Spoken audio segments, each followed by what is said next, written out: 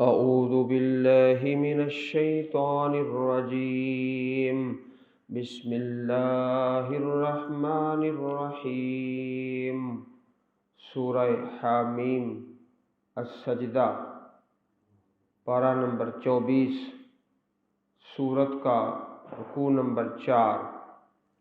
وقال الذين كفروا لا تسمعوا لهذا القرآن والغوا فيه لعلكم تغلبون فلنذيقن الذين كفروا عذابا شديدا ولنجزينهم أسوأ الذي كانوا يعملون ذلك جزاء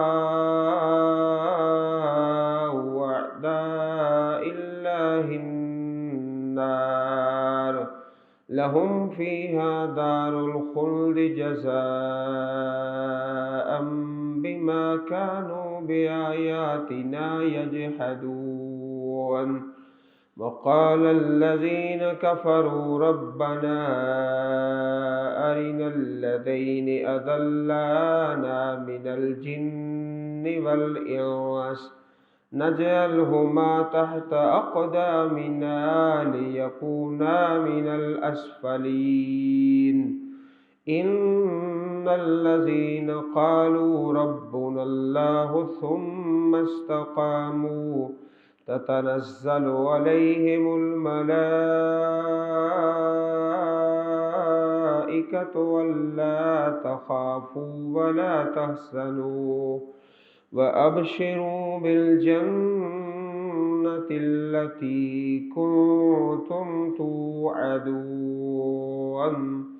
نحن أولياؤكم في الحياة الدنيا وفي الآخرة وَلَكُمْ فِيهَا مَا تَشْتَهِي أَنفُسُكُمْ وَلَكُمْ فِيهَا مَا تَدَّعُونَ نُزُلًا مِّن غَفُورٍ رَّحِيمٍ۔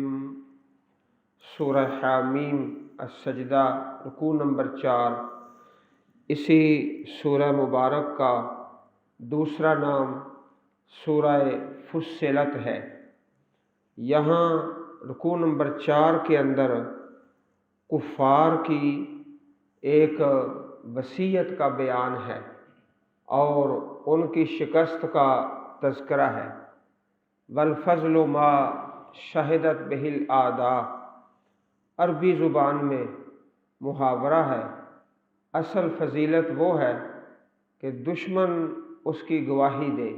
والفضل ما شہدت بہ الاعداء، دشمن گواہی دے۔ قرآن مجید کی تاثیر اور اللہ تعالیٰ کی کتاب کی برکتیں وہ مکہ مکرمہ میں اور جوانب و اطراف میں پھیل رہی تھی اور مسلمان روز بروز بڑھتے جا رہے تھے۔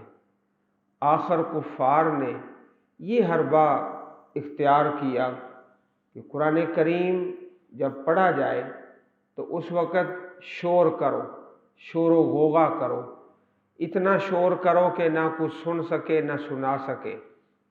یہ اللہ تعالیٰ کی خاص رحمت ہے، قرآن مجید کا پڑھنا اور پڑھانا، سیکھنا اور سکھانا، سننا اور سنانا، سننا اور سنانا، پڑھنا اور پڑھانا، سیکھنا اور سکھانا بڑی اللہ تعالیٰ کی خاص رحمت ہے۔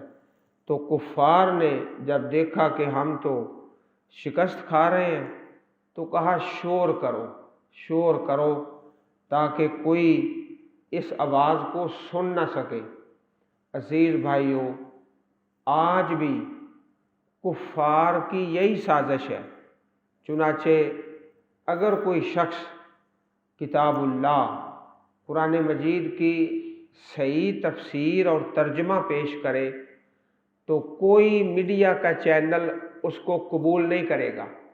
ملک میں یا بیرون ملک فلانا چینل ہے میڈیا کا، تو ایک بندہ اس پہ آئے، قرآن مجید ترجمہ کرے، تفسیر کرے صحیح، تو ہزاروں چینل ہیں، ایک چینل بھی قبول نہیں کرے گا، بلکہ کیا کریں گے؟ وَالْغَوْا فِيهِ لَعَلَّكُمْ تَغْلِبُونَ، شور کرو اور اتنا شور کرو کہ تمہارا غلبہ ہو جائے۔ اور وہ لوگ جو صرف قرآن پاک کی تلاوت کریں، معنی مفہوم نہیں ہے، یا بغیر تفسیر کے، بغیر وضاحت کے، اس کو تو چینل قبول کر لیں گے، لیکن صحیح جو منہج ہے اگر وہ بیان کیا جائے تو کوئی قبول نہیں کرے گا، بلکہ کہیں گے لا تسمعوا لہذا القرآن، وقال الذين كفروا لا تسمعوا لهذا القرآن، مت سنو اس قرآن کریم کو، نہ پڑھو نہ پڑھاؤ، نہ سیکھو نہ سکھاؤ، نہ سنو نہ سناؤ، بلکہ شور کرو۔ وَالْغَوْا فِيهِ لَعَلَّكُمْ تَغْلِبُونَ، اور اس میں شور کرو تاکہ تم غالب آ جاؤ، تمہارا غلبہ ہو اور مسلمان اور اسلام کی دعوت وہ مغلوب ہو جائے۔ اللہ پاک نے اس آیت کریمہ کے جواب میں ایک بڑی خوبصورت آیت نازل فرمائی سورۃ الاعراف کے اندر، وَإِذَا قُرِئَ الْقُرْآنُ فَاسْتَمِعُوا لَهُ وَأَنصِتُوا لَعَلَّكُمْ تُرْحَمُونَ، اور جب قرآن مجید پڑھا جائے فَاسْتَمِعُوا، اسے غور سے سنو، توجہ سے سنو، تاکہ تم پر رحم کیا جائے، تم پر رحمت کی جائے۔ قرآن مجید کا سننا باعث رحمت ہے، یہ اللہ تعالیٰ کی خاص رحمت ہے آپ بھائیوں پر کہ آپ اللہ کی کتاب کو سنتے ہو۔ سننے والے اور سنانے والے خاص اللہ کی رحمت میں ہیں، لعلکم ترحمون، اس سے رحمتیں ہوتی ہیں۔ اور حدیث پاک میں ہے، صحیحین میں حدیث ہے، مجتمع قوم فی بیت من بیوت اللہ یتلون کتاب اللہ ویتدارسونہ، اللہ کے گھر میں جب چند بندے بیٹھ کے اللہ تعالیٰ کی کتاب پڑھتے ہیں اور پڑھاتے ہیں، سیکھتے اور سکھاتے ہیں، تو ان پر رب العالمین کی طرف سے 4 انعام نازل ہوتے ہیں۔ 4، نزلت علیہم السکینہ، ان پر سکون نازل ہوتا ہے، نہ کہیں جہاں میں اما ملی، جو اما ملی تو کہاں ملی، میرے جرم خانہ خراب کو تیرے عفو بندہ نواز میں، ادھر اما ملتی ہے، سکون نازل ہوتا ہے۔ وغشیتہم الرحمہ، اللہ کی رحمت ان کو ڈھانپ لیتی ہے۔ اور وحفتہم الملائکہ، تیسرا انعام، اللہ پاک کے فرشتے اس مجلس کا احاطہ کرتے ہیں۔ آپ بھائی اس مجلس میں ہو تو اللہ پاک کے ملائکہ بھی موجود ہوتے ہیں ایسی مجالس میں، اور بھی اللہ تعالیٰ کی مخلوقات ہیں۔ وَذَكَرَهُمُ اللَّهُ فِي مَنْ عِنْدَهُ، ہم آپس میں سب کے نام نہیں بتا سکتے، اللہ تعالیٰ سب کے نام جانتے ہیں، ایک ایک کا نام ذکر کر کے اپنے فرشتوں میں اللہ تعالیٰ اس بات کا ذکر کرتے ہیں، میرے فرشتوں دیکھو، میرا فلانا بندہ میرے گھر میں بیٹھ کر میری پاک کتاب کو پڑھ رہا ہے، پڑھا رہا ہے، سن رہا ہے، سنا رہا ہے، سیکھ رہا ہے، سکھا رہا ہے، تو یہ باعث رحمت ہے۔ حضرت سفیان ثوری رحمۃ اللہ علیہ بہت بڑے محدث گزرے ہیں، ان کا ایک واقعہ صحیح بخاری شریف کی شرح کے اندر ہے، فتح الباری کے اندر۔ آپ سے سوال کیا گیا کہ یہ بتاؤ قرآن مجید پڑھنا پڑھانا افضل ہے یا جہاد کرنا افضل ہے؟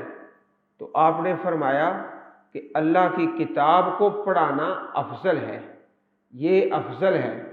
تو سوالی نے اگلا سوال کر دیا، سوال یہ کیا کہ یہ جو آپ نے فرمایا ہے کہ اس کی فضیلت زیادہ ہے، تو اس کی دلیل پیش کرو، دلیل پیش کرو، بغیر دلیل کے تو نہیں کوئی بات۔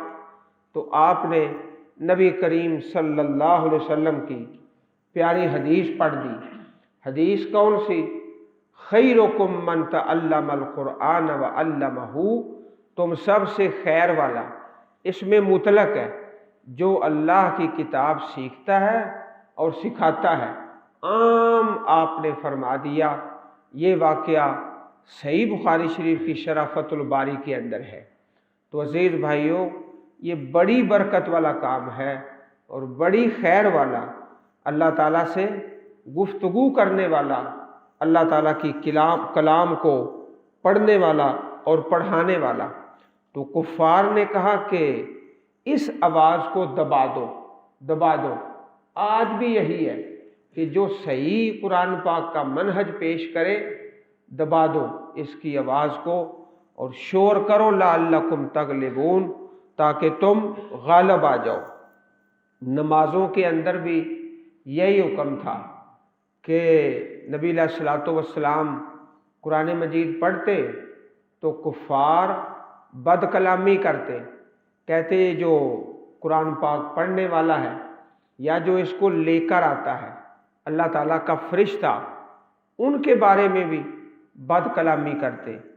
अल्लाह पाक ने फिर अपने पाक नबी से ये हुक्म इरशाद फरमाया, वला तजहर बिसलातिका वला तुखाफित बिहा वब्तगि बैन ज़ालिका सबीला।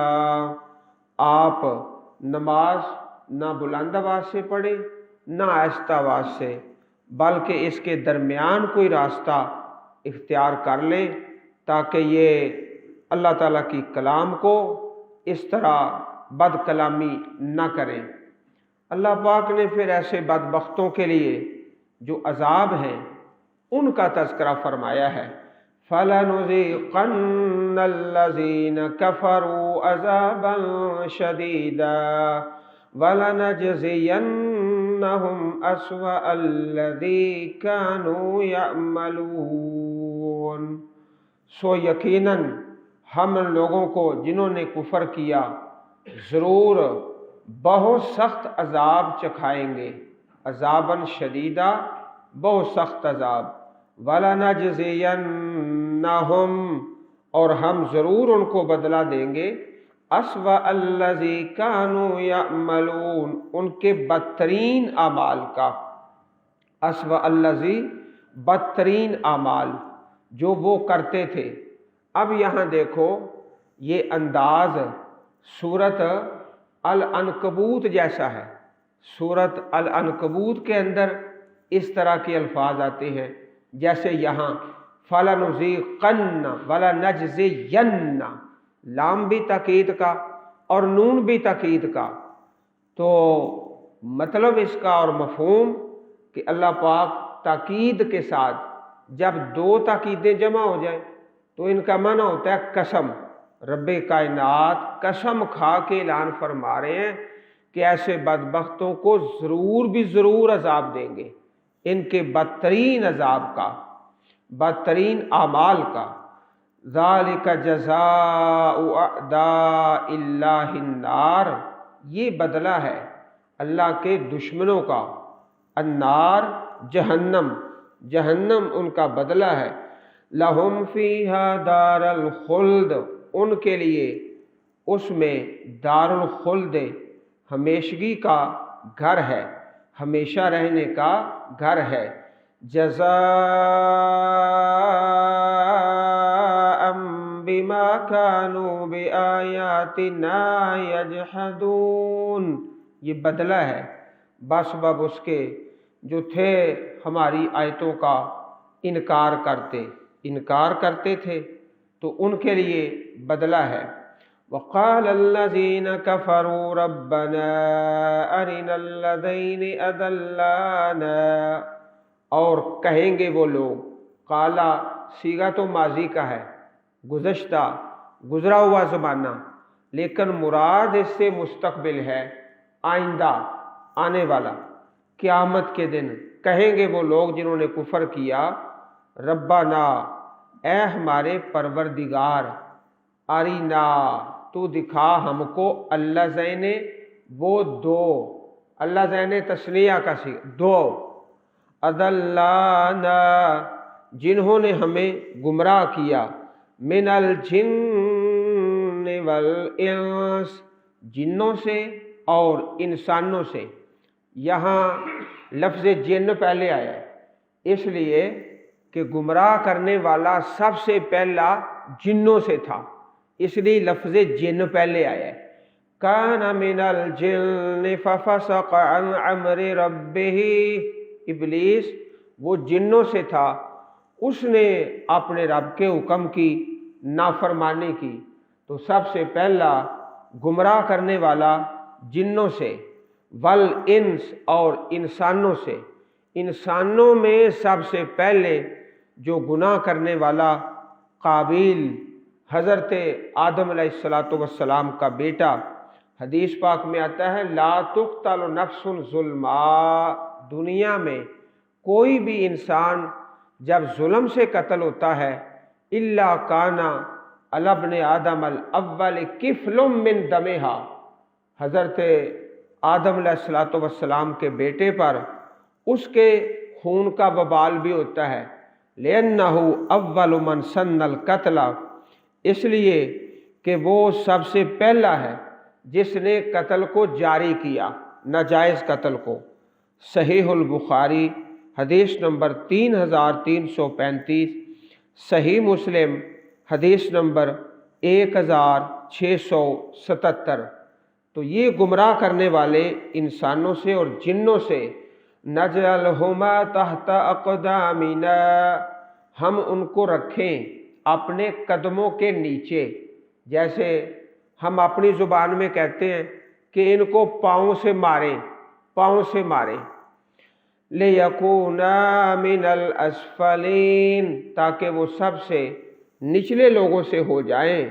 یہ تو کفار کا بیان تھا، اب اس سے آگے بڑی بشارت والی، مومنوں کے لیے بہت بڑی عظیم بشارت ہے جو رب کائنات نے نازل فرمائی ہے، اور ایک بہت پیارا حکم استقامت کا۔ اللہ تعالی ہمیں استقامت نصیب فرمائے۔ ان الذين قالوا ربنا الله ثم استقاموا تتنزل عليهم الملائكة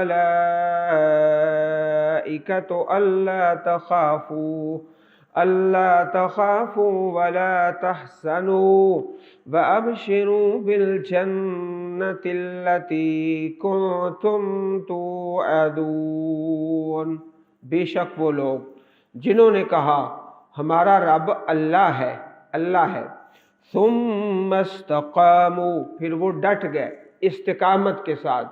اور حدیث پاک میں ہے احب الاعمال الی اللہ ادومھا وان قل، اللہ تعالیٰ کو سب سے زیادہ وہ عمل پسند ہے جو ہمیشہ کیا جائے، دوام کے ساتھ، اگرچہ تھوڑا ہی ہو، تھوڑا ہی کیوں نہ ہو، وہ اللہ پاک کو زیادہ پسند ہے۔ جو استقامت کرتے ہیں ان پر اللہ پاک کی طرف سے خوشخبری ہے، تتنزل علیہم الملائکہ، ان پر فرشتے اترتے ہیں، اور اللہ کے فرشتے کیا کہتے ہیں؟ اللہ تخافوا ولا تحزنوا، نہ ڈرو اور نہ غم کرو۔ خوف اور حزن، اس کے بارے کئی مرتبہ عرض کیا گیا کہ خوف ہوتا ہے آئندہ آنے والی چیز کے لیے، اور حزن گزشتہ ماضی کے کسی چیز پہ صدمہ کرنا۔ ولا تحزنوا وابشروا بالجنہ، اور خوش ہو جاؤ اس جنت کے ساتھ، التی کنتم توعدون، جس کا تم وعدہ دیے جاتے ہو، اس کے ساتھ تمہیں بشارت ہو، تمہیں مبارک ہو۔ تو یہ جو ہے استقامت، یہ اللہ تعالیٰ کی بہت بڑی نعمت ہے۔ اب ایک واقعہ سنیے، حضرت ابوبکر صدیق رضی اللہ تعالی عنہ، آپ کا واقعہ حدیث کے اندر مروی ہے۔ ابوبکر صدیق رضی اللہ عنہ نے یہ آیت پڑھی، ان الذين قالوا ربنا الله ثم استقاموا اور فرمایا اس آیت کے متعلق تم کیا کہتے ہو؟ اس طرح مجلس قائم ہے تو جناب ابو بکر صدیق رضی اللہ تعالیٰ عنہ سوال کر دیا، اے میرے ساتھیوں یہ بتاؤ کہ یہ استقامت کیا ہے؟ ثم استقاموا، یہ کیا استقامت ہے؟ تو ساتھی کہنے لگے کہ یہاں استقامت سے مراد ہے من ذنب، کہ گناہ سے بچے رہو، گناہ سے بچے رہو۔ یہ ساتھیوں نے آپ کے سوال کا جواب دیا تو حضرت ابو بکر صدیق رضی اللہ تعالی عنہ فرمانے لگے لقد حملتموہ علی غیر المحمل، تم نے اس آیت کی صحیح تفسیر نہیں کی، صحیح تم سمجھ نہیں سکے۔ قربان جائیں اللہ تعالیٰ جسے قرآن کا فہم دے دے۔ حضرت عبداللہ ابن عباس رضی اللہ تعالیٰ عنہما، چھوٹی سی عمر ہے، بچپن ہے، تو بڑے بڑے بزرگ صحابہ آپ سے قرآن پاک کی تفسیر پوچھتے تھے کہ اس آیت کی تفسیر کیا ہے۔ حضرت ابو بکر صدیق رضی اللہ تعالیٰ عنہ انہوں نے جب سوال کیا، لوگوں نے کہا کہ استقامت سے مراد ہے گناہ سے بچے رہو، گناہ نہ کرو، یہ استقامت ہے۔ فرمایا نہیں، تم نے صحیح تفسیر نہیں کی، صحیح تفسیر یہ ہے ثم استقاموا کا معنی یہ ہے لم یلتفتوا الی الہ غیرہ، جو بندہ یہ کہہ لے ربنا اللہ پھر اس کے بعد شرک نہ کرے، توحید پہ قائم رہے، یہ اصل تفسیر ہے اس آیت کریمہ کی۔ قربان جائیں ہم اور ہمارے ماں باپ اور ہم سب کیسی تفسیر کی حضرت ابو بکر صدیق رضی اللہ عنہ نے۔ فرمایا کہ یہاں استقامت سے مراد ہے لم یلتفتوا الی الہ غیرہ، کسی دوسرے معبود کی طرف نہیں گئے، یہ ہے اصل استقامت، توحید پہ ڈٹ گئے۔ تو لوگوں نے جو کہا کہ گناہ سے بچے رہے، فرمایا بات تمہاری ٹھیک ہے لیکن اس آیت کی یہ تفسیر نہیں۔ کل ایک جگہ پر میں حاضر ہوا تو وہاں ایک اشتہار لگا ہوا تھا، اشتہار کا عنوان تھا حدیث کی اہمیت اور فضیلت، حدیث کی اہمیت اور فضیلت، اور اس کے اوپر 2 آیتیں لکھی ہوئی تھی، ایک سورہ زمر سے اللہ نزل احسن الحدیث کتابا متشابہا، اور دوسری آیت کریمہ سورہ واقعہ سے فبأی حدیث بعدہ یؤمنون، اور اشتہار کا عنوان تھا کہ حدیث کی فضیلت اور اس کا مقام۔ تو مجھے وہ اشتہار پڑھ کر بڑی اس بات کی حیرت ہوئی کہ جس آدمی نے یہ اشتہار ترتیب دیا ہے اس کو فہم نہیں حاصل ہو سکا کہ قرآن پاک میں جہاں بھی لفظ حدیث آتا ہے اس سے مراد ہوتا ہے قرآن پاک۔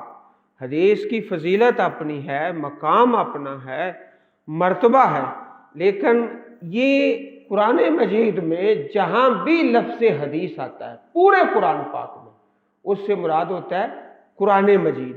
یہ ایک تفسیر کی بات ہے، اور اس نقطے کو نوٹ فرما لو۔ تو یہاں استقامت سے مراد حضرت ابو بکر صدیق رضی اللہ عنہ کا فرمان کہ لم یلتفتوا الی الہ غیرہ، کسی دوسرے معبود کی طرف انہوں نے اپنی توجہ نہیں کی اور اس کی طرف مائل نہیں ہوئے۔ حدیث پاک میں آتا ہے حضرت سفیان بن عبداللہ ثقفی رضی اللہ تعالی عنہ کہتے ہیں کہ میں نے کہا یا رسول اللہ صلی اللہ علیہ وسلم قل لی فی الاسلام قولا لا اسأل عنہ احدا بعدک، آپ اسلام کے بارے میں کوئی ایسی بات بتا دیں کہ آپ کے بعد میں کسی سے سوال نہ کروں، کوئی جامع بات فرما دو، صرف ایک بات، صرف ایک۔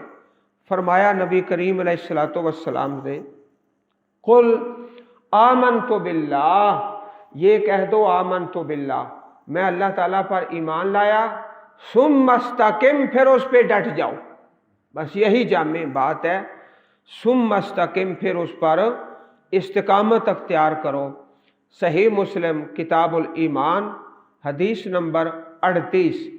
تو یہ جو فرمایا کہ اللہ تعالیٰ کے فرشتے نازل ہوتے ہیں، یہ ہر جگہ پر ہی، ہر مقام پر بھی، جب انسان کی موت کا وقت آئے، قبر میں، حشر میں، ہر جگہ پہ اللہ تعالیٰ کے فرشتے آ کے بشارت دیتے ہیں اور مبارک سناتے ہیں۔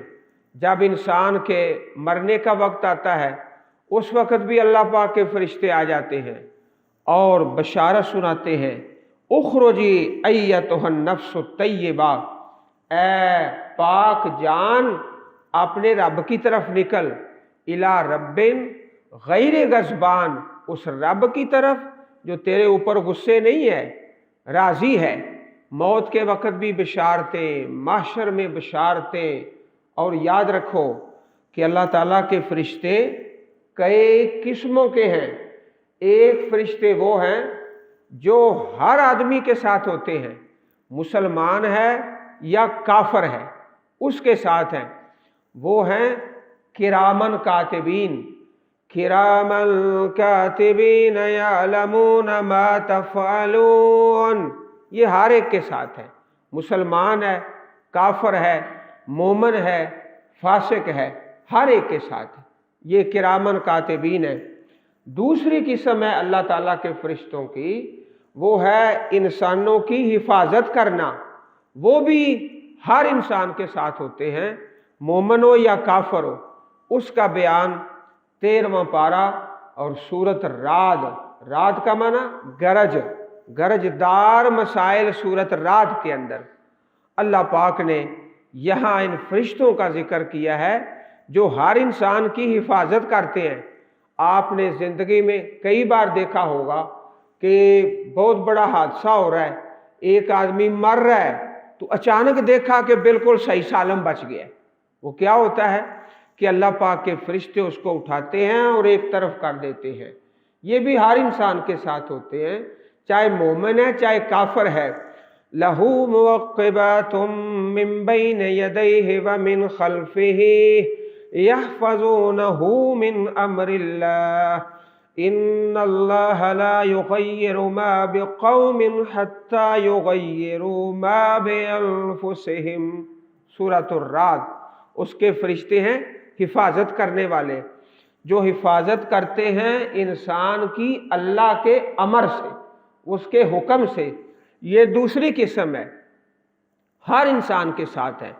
یہاں جو ہم پڑھ رہے ہیں نا، وَأَبْشِرُوا بِالْجَنَّةِ، بشارتیں سنانے والے، یہ خاص قسم ہے، یہ مومنوں کے ساتھ ہوتی ہے، ایمان والوں کے ساتھ، یہ کفار کے ساتھ نہیں، فساق کے ساتھ نہیں، مشرکین کے ساتھ نہیں، یہ خاص قسم ہے جو یہاں پر ہے۔ وَأَبْشِرُوا بِالْجَنَّةِ الَّتِي كُنْتُمْ تُوعَدُونَ، خوش ہو جاؤ اس جنت کے ساتھ جس کا تمہیں وعدہ دیا جاتا ہے۔ نَحْنُ أَوْلِيَاؤُكُمْ فِي الْحَيَاةِ الدُّنْيَا وَفِي الْآخِرَةِ، ہم تمہارے دوست ہیں، ساتھی ہیں، مددگار ہیں۔